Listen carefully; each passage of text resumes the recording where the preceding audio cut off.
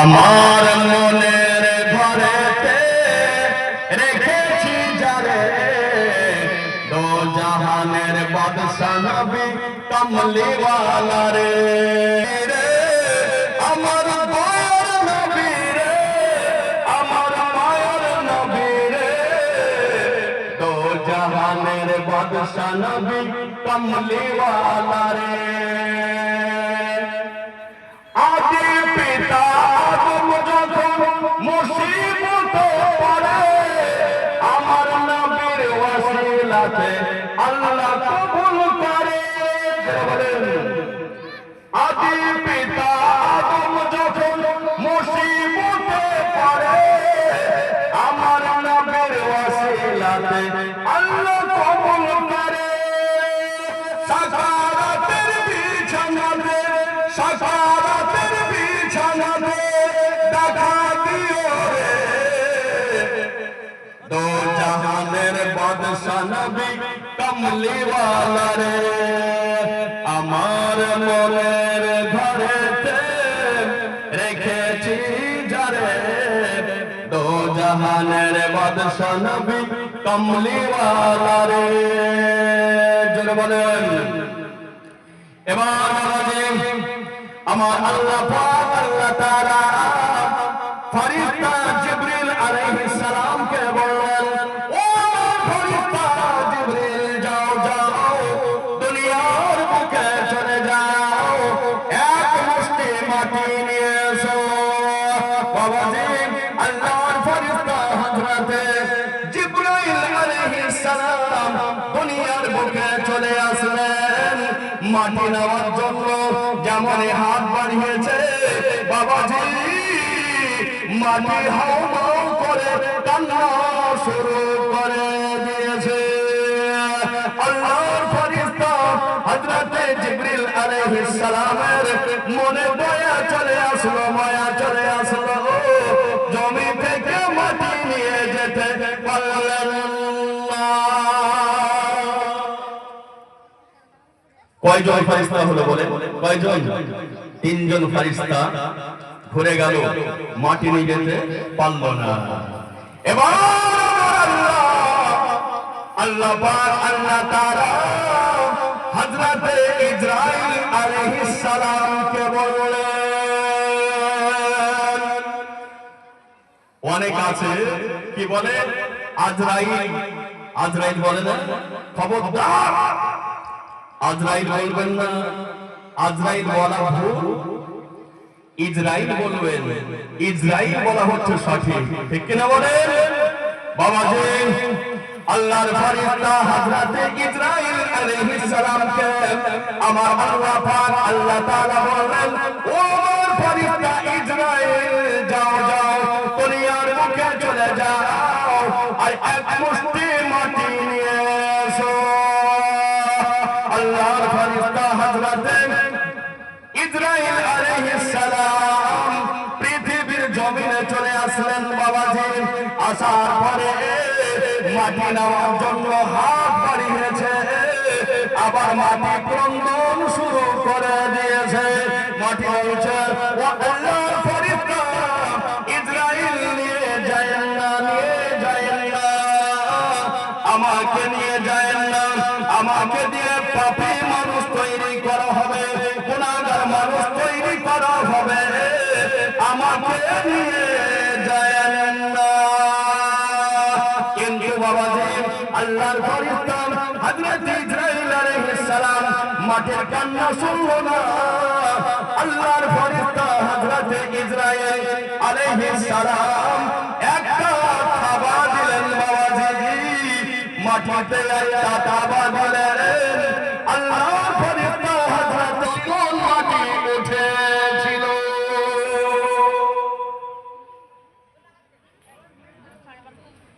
কত মন 40 মন আর কোন কিতাবে পাওয়া যায় 60 মন মাটি নিয়ে আল্লাহর দরবারে আল্লাহর ফেরেশতা হযরতে ইসরাঈল আলাইহিস সালাম হাজির করে দিলেন জোরে বলেন বাবাজি আমার আল্লাহ পাক আল্লাহ তাআলা বলছেন ও আমার ফেরেশতা ইসরাঈল মাটি আনতে পারল না। আমি ফেরেশতা মিকাইলকে পাঠাইলাম, মিকাইল মাটি আনতে পারল না। আমি জিবরিলকে পাঠাইলাম, জিবরিল মাটি আনতে পারল না। ও ইসরাইল বলো বলো, মাটি কি কান্না করেনি? আল্লাহর ফেরেশতা হযরত ইসরাইল আলাইহিস সালাম বলেছিলেন, বাবাজি বলেছিলেন, আমি যখন মাটি নামার জন্য গিয়েছিলাম, মাটি এমন কান্না করেছিল আল্লাহ, কিন্তু আমি মাটির কান্না শুনিনি। কেন রে ইসরাইল, কেন শুননি? বলে আল্লাহ গো, এই জন্য আমি মাটির কান্না শুনিনি, এটা হচ্ছে আপনার হুকুম, তাই আমি আপনার হুকুম পালন করেছি, আর মাটি এনে আপনার দরবারে হাজির করে দিয়েছি। জোরে বলেন বাবাজি, আপনার 60 মণ মাটি নিয়ে গিয়ে আল্লাহর ফেরেশতা হযরত ইসরাইল আলাইহিস সালাম আল্লাহর কাছে জমা করে দিলেন। করার পরে আপনার আজাজিলকে বলছেন, আমার আল্লাহ পাক আল্লাহ তাআলা আজাজিল, এবার তুমি কি করো? আদম তৈরি করো। বাবাজি, এই আজাজিল তখন সমস্ত ফেরেশতার সর্দার ছিল, কিন্তু আল্লাহর নাফরমানি করার পরে এই আজাজিলকে আমার আল্লাহ ইবলিস বানিয়ে দিলেন, কাফির বানিয়ে দিলেন, শয়তান বানিয়ে দিলেন। বাবাজি আছেন, বাবাজি এবার আদম তৈরি করা হলো। আদম তৈরি করার পরে এবার বাবাজি আমার আল্লাহ পাক আল্লাহ তাআলা আজাজিলকে বলছে, ও আজাজিল, এবার তুমি আদমের ভিতরে আত্মা ঢুকাও। আত্মা কাকে বলে জানেন? আত্মা, যদি আমাদের দেহের মধ্যে আত্মা না থাকে তবে আমাদের দেহের কোনো দাম নাই, আছে নাই?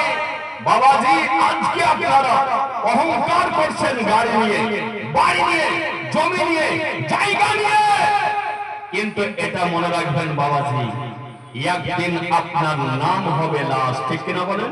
হবে না?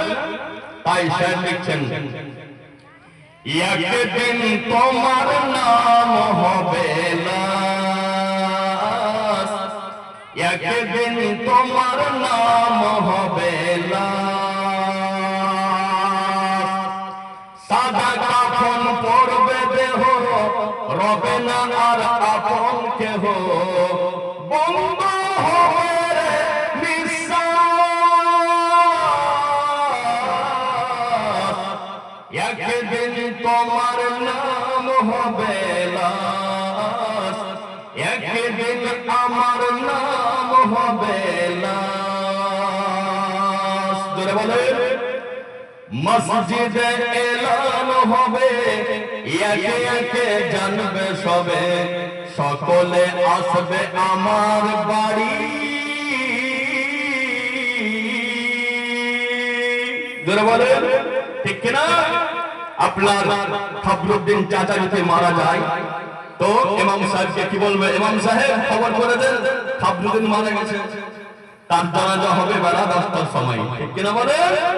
যখন শুনবে তখন মানুষ যাওয়ার জন্য আপনার ভিড় লাগাবে।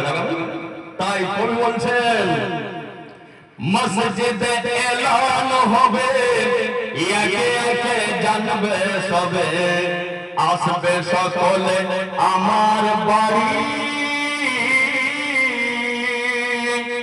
বড়ই পাতা গরম পানি, আনবে কেউ আতর দানি, ঠিক কিনা বলেন? বড়ই পাতা গরম পানি, আনবে কেউ আতর দানি, কেউ গিয়ে কাটবে ঝাড়ের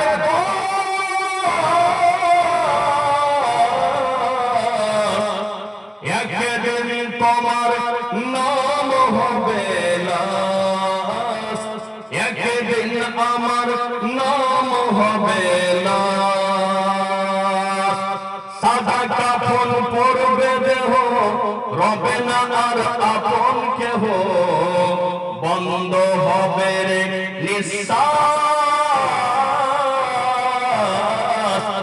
একদিন তোমার নাম হবে লাশ, একদিন আমার নাম হবে না। যাই হোক বাবাজি, বলার তো অনেক, কিন্তু বক্তা সাহেব চলে এসেছে, তাই আমি আর বক্তব্য আগে না বাড়িয়ে এখান থেকে আমার বক্তব্য দিয়ে করলাম। ওমা আলাইনা ইল্লাল বালাগ।